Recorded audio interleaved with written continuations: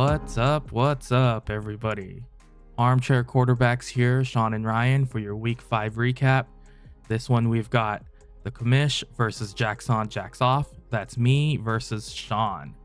For this week, I started CJ Stroud, Terry McLaurin, Puka Nacua, Devon Achane, Breece Hall, Jake Ferguson, Jordan Addison, and Jacoby Myers. So after the week's done, taking a look at my team here, Shawn, what did you like about my team? What did you not like? First one I'm going to talk about is Good Nakua. There's a lot of anticipation with Cooper Kupp coming back, seeing how the usage would be, not necessarily the snap count percentage. You know that they're going to both be getting played even at the same time. They'll be on the field together. Right. It's just a matter of how much Nakua's usage is going to dip in terms of targets. And if you look over at his targets, I mean, Cooper Kupp came out the gates fast, I believe. What was it, 4 or 5 receptions, 60 yards. He had 60 yards on the first drive, so he got his. But then if you look at Puka Nacua total, 7 receptions, 11 targets. So 11 targets was amazing. He only had 71 yards, but he had that touchdown to kind of to boost his points there. So the targets are still there. I was telling you earlier, I thought that to their detriment, they lost that game because I thought they passed too much and they didn't establish the run. Yeah. I think that game they had a hard time establishing the run, but for sure, it's nice to see that Puka still has the same share with Cooper Kupp back. I think your boy Kyron Williams, his target share kind of took a hit just a little bit, not too much, and then also Tutu Atwell just a little bit.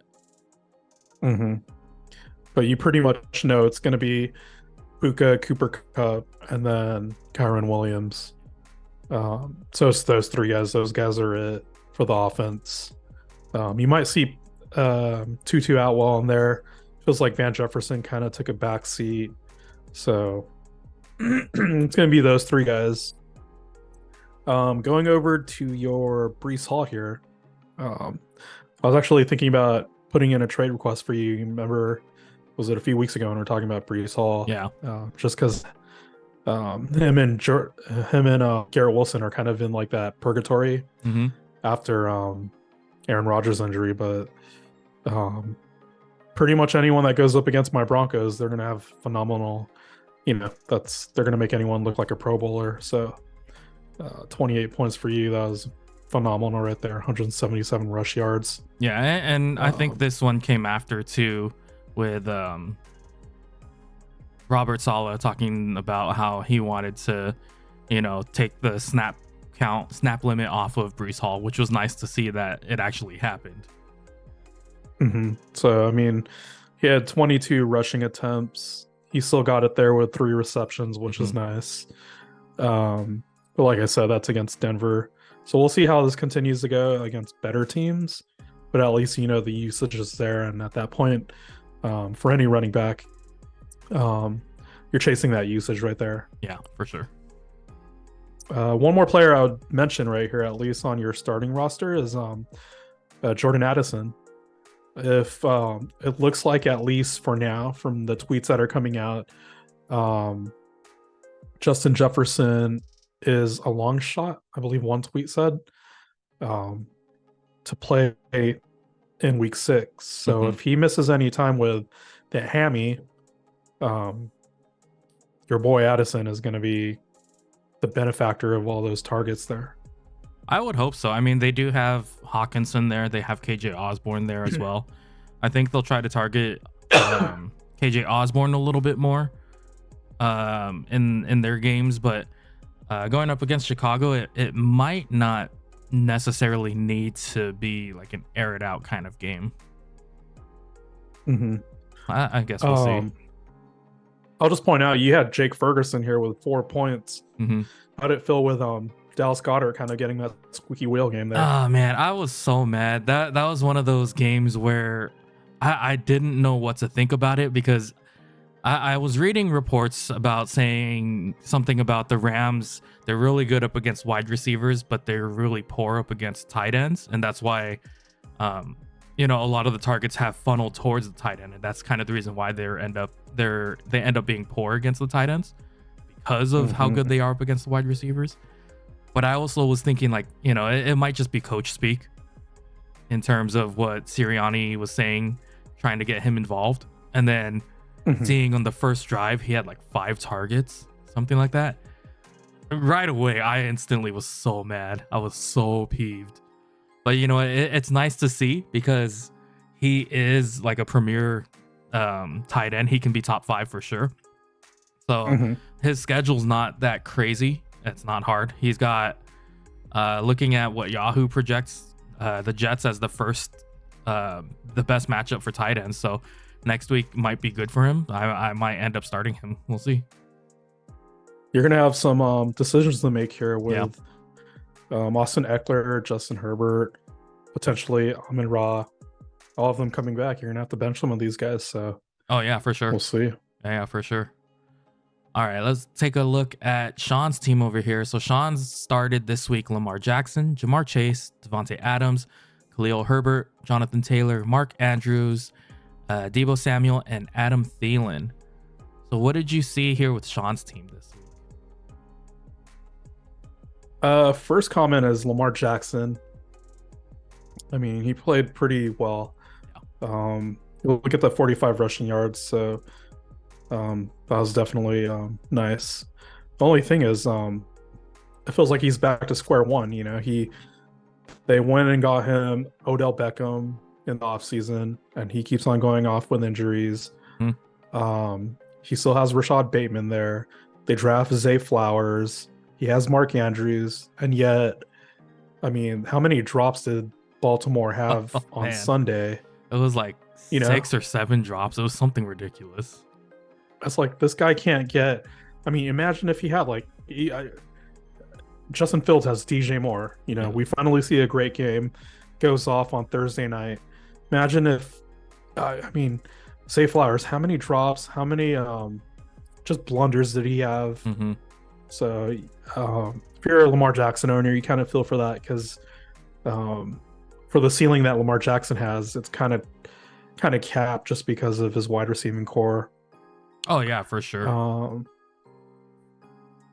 You look at Jamar Chase here. Here's another one, especially with all the speculation with Joe Burrow saying that he was injured or being injured, and then him coming out saying he feels better after the last game, his legs feeling good. And you look at this Jamar Chase stat line. This dude went off, especially with my T Higgins, and the broken rib. Yep. Look at this dude. 15 receptions, 19 targets. 19. That could probably combine like 3 or 4 of our starters this past week. 192 yards. Uh-huh. A long of 63, so he had 1 bomb, and then he had 3 touchdowns. Just talk about squeaky wheel game for Jamar Chase. Well, the other thing too is I don't think the Bengals really have that many other players to throw to. I mean, they have Tyler Boyd for their depth, but he's an older player. Just like T Higgins, he hasn't been playing well. Same thing, Joe Mixon, he's an older player, hasn't been playing well. And I don't even remember who their tight ends are. They don't really have usage with their tight ends that much. I'm not really worried about their age as much. I think Tyler Boyd had pretty decent usage last year when T Higgins was going out. I remember at the beginning of this season, I was actually afraid of the usage that Tyler Boyd was getting compared to T Higgins. Right. No, I'm just saying that because they're getting older, their efficiency's starting to drop off a little bit. And in this year, it's apparent. You can see it. I would say it's still Joe Burrow. I think it's actually the offense and some of the questionable play calling, I would say. Yeah. You look at Joe Mixon, they're just running him up the gut. It's like, you're not having that Miami having him in motion. Or bounce out. You to might the see side. that. Yeah. Yeah. So I mean, just a Zach Taylor there, kind of with a lack of creativity, um, and then the fact that Joe Burrow is, not as mobile right now because of his calf. He's not able to, to come out of the pocket and do some of the stuff that he does. I thought this last game he did, so that bodes well for this offense. But we'll see. Big news here with Khalil Herbert. Looks like it's a high ankle sprain, and they're saying, it's going to be several weeks at least. Yeah. So if it's a high ankle sprain, you're looking at what, 4 to 6 weeks minimum. I mean, Eckler has had that. It was never confirmed, but we're pretty sure it's a high ankle sprain, and look how long he's been out for my team. So it's definitely a multiple week injury, which is upsetting for sure. Yeah, I mean, same thing with Saquon Barkley, his annual, high ankle sprain. So yep. So Herbert here is, Sean's gonna need to look at some running back depth there. He does have Jonathan Taylor coming back, but he's kind of being eased in right now. I don't know how much you want to give Jonathan Taylor. They gave him that contract, but Zach Moss is, playing really, really well right now. Yeah, very true. Yeah, I mean, the other thing that was exciting for me, and I messaged on the group chat too, was just that the Adam Thielen, he went off. Mm-hmm. But and I think we're gonna see this from Adam Thielen because they're still a young team. They're still kind of popping off, and he's the veteran in charge. I think that's where it's at. But I think as long as he's, I was just gonna say, I think Sean's got to work on some depth here with the Herbert injury. But other than that, I think most of his players, it's just a down week. I would just say that Thielen, as long as he stays healthy. I think he has that connection with the QB right now, and at least he knows what spots to be in just to bail his QB out. So as long as he's doing that, All right, well, that'll be it for this recap here. Shawn, it was a tough matchup here, nail biter. I'm so glad that I came out with the win here on top. But good luck next week, and we'll catch you guys in the next one.